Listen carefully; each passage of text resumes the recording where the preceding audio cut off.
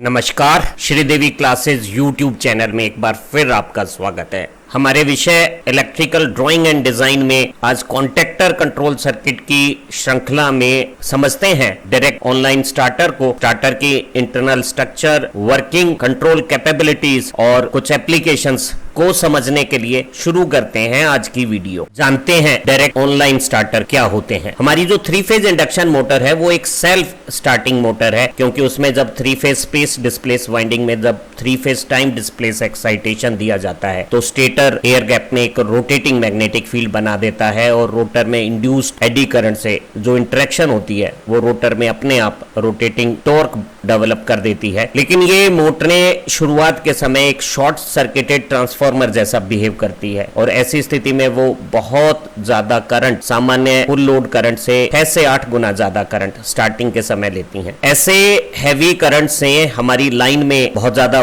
Voltage drop होती है और वो सारे इलेक्ट्रिक अप्लायंसेस जो उसी सप्लाई सिस्टम के साथ जिस पर हम मोटर शुरू कर रहे हैं उससे जुड़े हैं वो अंडर वोल्टेज की प्रॉब्लम से प्रभावित होते हैं। अगर एक मोटर गर्म अवस्था में बंद करके वापस शुरू की जा रही है तो ऐसा एक्सेस स्टार्टिंग करंट उसे डैमेज भी कर सकता है। तो ऐसा बहुत जरूरी है कि ऐसे हाई स्टार्टिंग करंट को रोका जावे और इस हेतु हम इंडक्शन मोटर की शुरुआत के लिए स्टार्टर्स का इस्तेमाल करते हैं, जैसे कि स्टार डेल्टा स्टार्टर या ऑटो ट्रांसफार्मर स्टार्टर या रोटर रेजिस्टेंस स्टार्टर जो सिर्फ स्लिप-रिंग मोटर में यूज होता है। लेकिन अगर मोटर बहुत छोटी है, पावर रेटिंग बहुत कम हो, वो 5 HP से भी छोटे साइज की हो, तो उसके द्वारा जो एक्स्ट्रा स्टार्टिंग करंट लिया जाता है वो पूरे सिस्टम के करंट के तुलना में कोई बहुत ज्यादा नहीं होगा और ऐसी छोटी मोटरें 20 सेकंड से भी कम समय में फुल स्पीड प्राप्त करके अपने करंट को लिमिट में ले आती हैं। तो जो स्टार्टिंग की समस्या है उसका मैग्नीट्यूड छोटा है और ड्यूरेशन भी कम है, इसलिए ऐसी मोटरों को सीधे सप्लाई से जोड़कर डायरेक्ट ऑनलाइन स्टार्टर से कनेक्ट कर लिया जाता है, जिसमें स्टार्टिंग करंट को कम करने का कोई भी प्रोविजन नहीं है, लेकिन मोटर के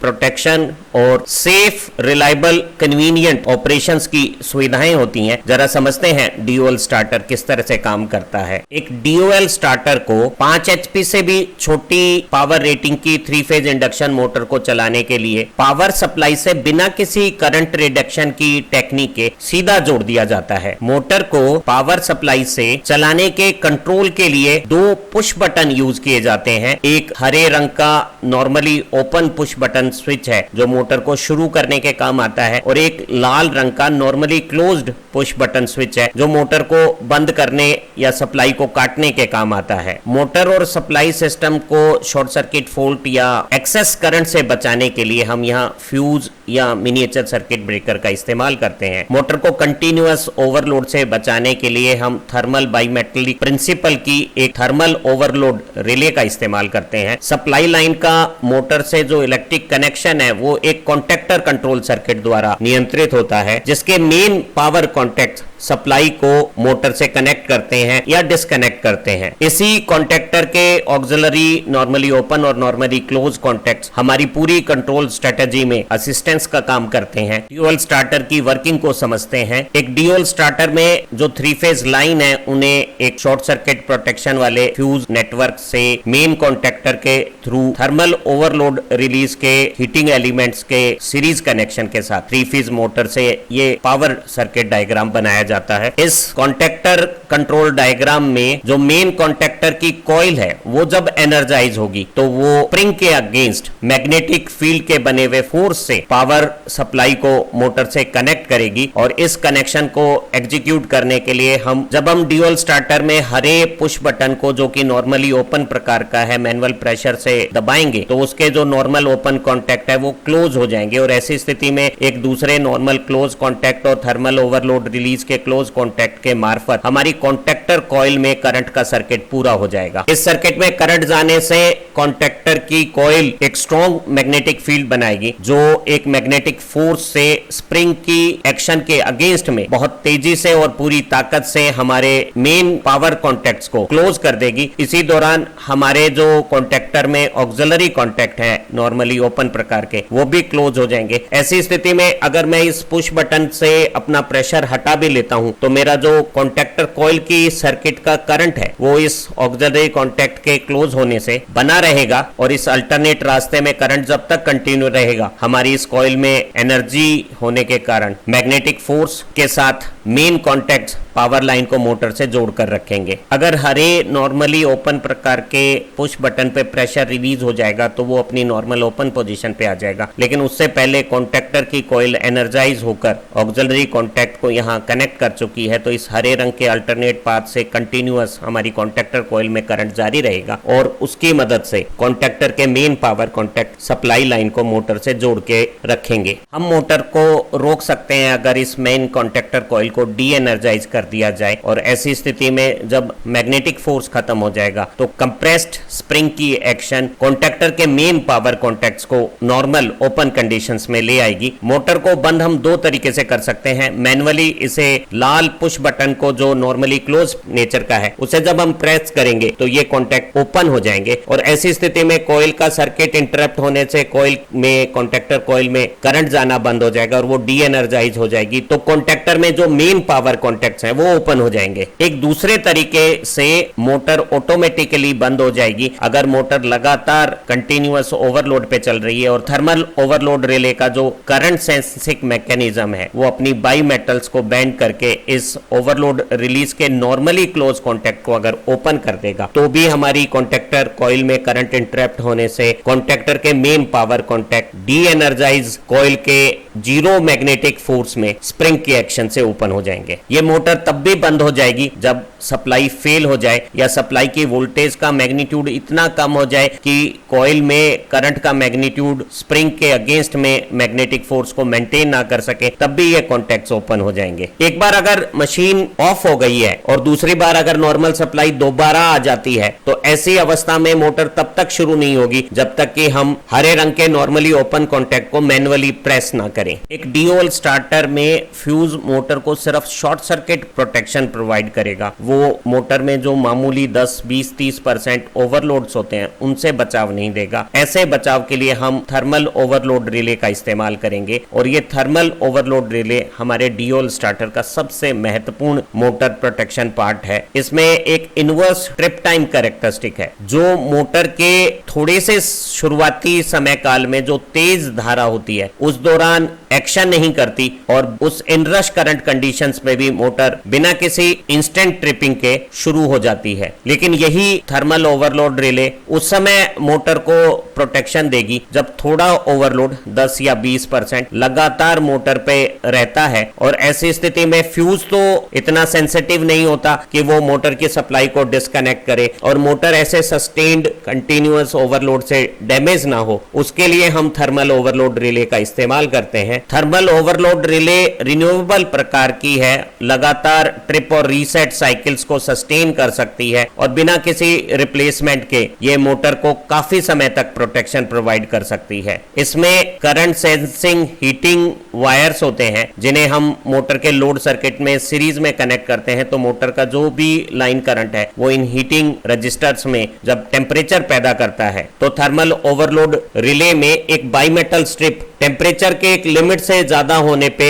ओवरलोड के करंट और उसकी ड्यूरेशंस के असर के कारण एक ऐसा एक्चुएशन मैकेनिज्म करती है कि वो हमारे कंट्रोल सर्किटरी में कॉन्टैक्टर कॉइल के करंट को इंटरप्ट कर देती है और हमारा कॉन्टैक्टर बिना कॉइल में करंट के डी एनर्जाइज होने पर स्प्रिंग की एक्शन से कॉन्टैक्टर के मेन पावर कॉन्टैक्ट्स ओपन हो जाते हैं। जब 3 फेज इंडक्शन मोटर सप्लाई से लगातार ओवरलोड कंडीशंस में एक्स्ट्रा करंट लेती है तो सीरीज में लगी हुई ओवरलोड रिले की रेजिस्टेंस कॉइल्स ज्यादा करंट से गर्म हो जाती हैं और उनका जो इंटरनल एक्चुएटिंग मैकेनिज्म है वो बाई मेटल्स को जब बैंड करता है तो वो यहाँ ऑक्सिलरी कॉन्टैक्ट जो नॉर्मली क्लोज नेचर का है उसे जब ओपन करती है तो हमारे कॉन्टैक्टर की कंट्रोल कॉइल डी एनर्जाइज हो जाएगी क्योंकि उसका सर्किट करंट इंटरप्ट हो जाएगा और ऐसी स्थिति में सप्लाई का मोटर से कनेक्शन कट जाएगा। हम थर्मल ओवरलोड रिलीज से मोटर को ओवरलोड से बचा सकते हैं, लेकिन शॉर्ट सर्किट की कंडीशंस में मोटर के बचाव के लिए हमें सीरीज में एचआरसी फ्यूज या मैग्नेटिक प्रोटेक्शन से काम करने वाले मिनिएचर सर्किट ब्रेकर या मॉड्यूलर केस सर्किट ब्रेकर का इस्तेमाल करना होगा। तो हम मोटर को ओवरलोड से, थर्मल ओवरलोड रिलीज से बचाते हैं, और फ्यूज या एमसीबी हमें मोटर को शॉर्ट सर्किट से बचाती है। तो हम कह सकते हैं कि हमारी जो थर्मल ओवरलोड रिले है वो मोटर को ओवरलोड से बचाती है। 10 या 20% जो ओवरलोड लगातार रहने पर मोटर के खराब होने की स्थितियां हैं उनसे बचाती है, जबकि शॉर्ट सर्किट कंडीशन में जो एक्सेसिव हैवी करंट्स होता है उससे मोटर को बचाने का काम हमारे फ्यूज या एमसीबी करते हैं। ड्यूअल स्टार्टर के कनेक्शंस को समझते हैं। हम 3 फेज सप्लाई को फ्यूज के बाद मेन कॉन्टेक्टर के कॉन्टेक्ट्स हरी शेडिंग में दिखाए गए मेन कॉन्टेक्टर के पावर कॉन्टेक्ट्स के मार्फत सप्लाई को मोटर से जोड़ देते हैं। यहाँ हम मेन कॉन्टेक्टर और थर्मल ओवरलोड रिले का सीरीज कॉम्बिनेशंस का क्रम आगे पीछे कर सकते हैं। मेन कॉन्टेक्टर में नीचे जो वर्किंग कॉइल है उसकी सप्लाई का कनेक्शन इस हरे पुश बटन को दबाने से पूरा हो जाता है, और जब कॉन्टेक्टर कॉइल में करंट जाएगा तो वो अपने मैग्नेटिक एक्शन से सप्लाई को मेन पावर कॉन्टेक्ट क्लोज करके मोटर से कनेक्ट कर देगी। इसी दौरान कॉन्टेक्टर के जो ऑक्सिलरी कॉन्टेक्ट्स हैं नॉर्मली ओपन प्रकार के वो क्लोज हो चुके हैं, तो अगर हरा पुश बटन रिलीज भी हो जाता है तो हमारी कॉइल का कनेक्शन कंटिन्यू रहता है। वो यहाँ कॉन्टेक्टर में नॉर्मली ओपन कॉन्टेक्ट्स दिखाए गए हैं, वो हमारे हरे बटन के साथ पैरेलल में आए हुए हैं, तो हरा बटन पर अगर प्रेशर भी रिलीज हो गया तब भी कॉन्टेक्टर कॉइल का करंट सर्किट कॉन्टेक्टर का ऑक्सिलरी कॉन्टेक्ट मेंटेन रखेगा। अब अगर हम लाल पुश बटन दबाते हैं तो कॉइल के सीरीज में सर्किट को हम ब्रेक करके सप्लाई को डिस्कनेक्ट कर सकते हैं, और यही एक्शन थर्मल ओवरलोड रिलीज के नॉर्मली क्लोज कॉन्टेक्ट्स जो 95 और 96 के बीच में है, वो अगर थर्मल ओवरलोड एक्टिवेट हो जाता है तो नॉर्मली क्लोज कॉन्टेक्ट ओपन होकर इस कॉन्टेक्टर कॉइल के करंट को इंटरप्ट कर सकते हैं। तो ड्यूअल स्टार्टर में बड़ा सरल सा सर्किट है। मोटर के स्टार्टिंग करंट को कम करने का कोई प्रोविजन नहीं है। हरे पुश बटन को दबाने से कॉन्टेक्टर कॉइल में करंट जाने से कॉन्टेक्टर के मेन कॉन्टेक्ट जुड़ जाएंगे और सप्लाई मोटर को मिलने लगेगी। अगर आप लाल पुश बटन दबाते हैं और कॉन्टेक्टर की वर्किंग कॉइल को डी एनर्जाइज करते हैं या थर्मल ओवरलोड की ऑटोमेटिक एक्शन से यहां 95 और 96 के बीच में जो नॉर्मली क्लोज कॉन्टेक्ट ओपन होते हैं, तो इस ऑक्सिलरी कॉन्टेक्ट के जो थर्मल ओवरलोड रिलीज से चलेगा, ओपन होने पे भी कॉन्टेक्टर कॉइल डी एनर्जाइज हो जाएगी और सप्लाई का मोटर से कनेक्शन टूट जाएगा। ड्यूअल स्टार्टर के कुछ एडवांटेज समझते हैं। ये सबसे सस्ता इनएक्सपेंसिव स्टार्टर है। 5 HP से छोटी मोटरों को सीधे इससे चलाया जा सकता है। जब मोटर को फुल सप्लाई वोल्टेज के साथ बिना किसी रिडक्शन के चलाते हैं तो हमारी मोटर जो स्टार्टिंग टॉर्क बनाती है वो पूरी कैपेसिटी का अच्छा होता है। किसी भी दूसरे स्टार्टर, स्टार डेल्टा या ऑटो ट्रांसफार्मर के कंपैरिजन में ड्यूअल स्टार्टर क्योंकि फुल सप्लाई के साथ मोटर को शुरू करता है तो ये मोटर में स्टार्टिंग टॉर्क बढ़िया बनाएगा। मोटर की करंट कैपेसिटी के हिसाब से स्टार्टर के कंपोनेंट को डिजाइन, ऑपरेट और कंट्रोल करना आसान है। इसमें किसी भी प्रकार की ट्रबल शूटिंग या सर्किट में डायग्नोस भी आसान है, लेकिन कुछ डिसएडवांटेज हैं। ड्यूअल स्टार्टर में स्टार्टिंग करंट को कम करने का कोई प्रोविजन नहीं है, तो ड्यूअल स्टार्टर से शुरू होने वाली मोटर सामान्य से 6 से 8 गुना ज्यादा करंट लेगी तो लाइन वोल्टेज में बहुत ज्यादा ड्रॉप करेगी, और पहले से गर्म मोटर अगर फ्रीक्वेंट स्टार्ट होती है तो वो डैमेज भी हो सकती है। इस स्टार्टर में जो वोल्टेज डिप की प्रॉब्लम स्टार्टिंग के दौरान आती है उसे कम करने का कोई प्रोविजन नहीं है, क्योंकि मोटर पूरे करंट के साथ स्टार्ट होती है तो स्टार्टिंग के इनरश से मोटर के अंदर एक्स्ट्रा हीटिंग से उसकी यूजफुल लाइफ कम हो सकती है। एक ड्यूअल स्टार्टर के मेन कॉन्टेक्टर में उसी प्रकार फ्यूज और थर्मल ओवरलोड रिलीज के सीरीज कॉम्बिनेशन के साथ मोटर के इस मेन पावर सर्किट के साथ अगर कंट्रोल सर्किटरी में माइनर मॉडिफिकेशंस कर लेते हैं और हम हरे पुश बटन को एक से ज्यादा आपस में पैरेलल नॉर्मली ओपन कॉन्टेक्ट्स को कर लेते हैं तो हम किसी भी पोजीशन से इस नॉर्मली ओपन पुश बटन को प्रेस करके मोटर को शुरू कर सकते हैं। तो एक मोटर को एक से ज्यादा जगह से शुरू करने का हमारा प्रोविजन हो सकता है। और जो खूबसूरत बात है वो यह है कि हमारा पावर की जो हैवी केबल्स हैं उनकी स्पेसिंग और साइजिंग सेम रहेगी और कंट्रोल को हम पतले तारों से किसी भी दूर रिमोट पोजीशन पे अपनी सुविधा अनुसार जगह पे बहुत कम लागत के साथ ले जा सकते हैं। इसी तरह से इस मोटर को एक से ज्यादा जगह से बंद करने के लिए जो नॉर्मली क्लोज्ड लाल रंग का हमारा पुश बटन है उसे कॉन्टेक्टर कॉइल की सीरीज में एक से ज्यादा सीरीज लोकेशंस में लगा सकते हैं और एक से ज्यादा जगह से मोटर को बंद किया जा सकता है। हम यही प्रोविजन जो मैनुअली कर रहे हैं उसे किसी लिमिट पोजीशंस के साथ लिमिट स्विच की मदद से, ये एक लिमिट स्विच का स्कीमेटिक डायग्राम है, उसकी मदद से ऑटोमेटिक भी कर सकते हैं। और ये जो ऑपरेशन है एक से ज्यादा जगह से चलाने का वो हम एक ओवरहेड वाटर टैंक और एक अंडरग्राउंड टैंक के बीच में एक मोटर के ऑपरेशंस को बहुत कन्वीनियंट बना सकता है। कल्पना करें कि हमारा ओवरहेड टैंक खाली हो गया है, तो ऐसी स्थिति में ये जो लिमिट स्विच है वो अपने आप क्लोज होकर हमारी पंप मोटर को चालू कर देगा और ऊपर की टैंक में हमारा पानी नीचे के टैंक से चलना शुरू हो जाएगा। इसी तरह से अगर अंडरग्राउंड टैंक पूरा भर जाता है, ओवरफ्लो करने लगता है, तो ऑटोमेटिकली ये लिमिट स्विच क्लोज होकर पंप को चालू करके अंडरग्राउंड वाटर को ओवरहेड टैंक पे पहुंचा देगा। इसी तरह से हम लिमिट से ऑपरेट होने वाले नॉर्मली क्लोज कॉन्टैक्ट की मदद से उसी वाटर सिस्टम को कंट्रोल कर सकते हैं। अगर हमारा अंडरग्राउंड टैंक पूरा खाली हो गया है तो ये जो नॉर्मली क्लोज लिमिट स्विच है वो ओपन हो जाएगा और मोटर को बेवजह, जब नीचे पानी नहीं है तो चलने से रोक देगा। इसी तरह से अगर ऊपर का टैंक ओवरफ्लो करने लग गया है तो ऐसी स्थिति में ऊपर के टैंक के साथ लगने वाला ये नॉर्मली क्लोज कॉन्टैक्ट हमारी पंप मोटर को रोक सकता है। तो हम बहुत सारी ऐसी ऑटोमेटिक एप्लीकेशंस एक सिंपल से ड्यूल स्टार्टर की मदद से मोटर कंट्रोल में कर सकते हैं। उम्मीद है आपको डायरेक्ट ऑनलाइन ड्यूल स्टार्टर की internal structure, circuit diagram, working और कंट्रोल के बारे में अच्छी समझ बन गई होगी और इसकी बहुत सारी एप्लीकेशंस भी अब आप बना सकेंगे। हमारी इसी प्लेलिस्ट की दूसरी वीडियो से आपकी सब्जेक्ट अंडरस्टैंडिंग और इंप्रूव होगी। आप अच्छा पढ़ें, तरक्की करें। Have nice time. Thank you very much.